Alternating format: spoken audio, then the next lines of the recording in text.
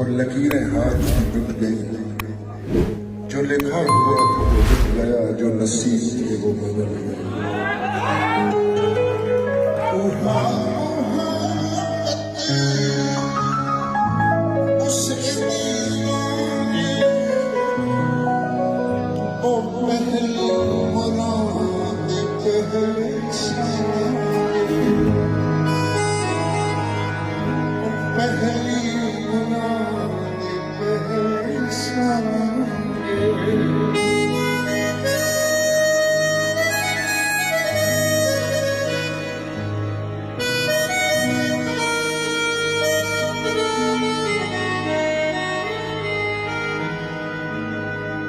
ढलती दीगर